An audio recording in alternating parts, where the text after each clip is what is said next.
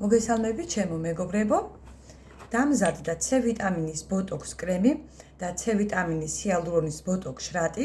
შეგვიძლია გამოვიყენოთ დღის საათებში, უმჯობესია გამოვიყენოთ დილის საათებში.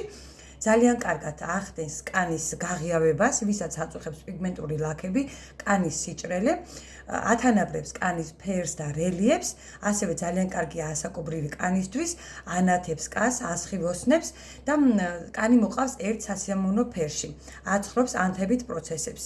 ასევე დამზადდა ნიაცინამიდის ბოტოქს კრემი და ნიაცინამიდის ბოტოქს შრატი ჰიალურონით, რა თქმა უნდა, რომელიც შეგვიძლია გამოვიყენოთ როგორც დღის, ასევე ღამის საათებში.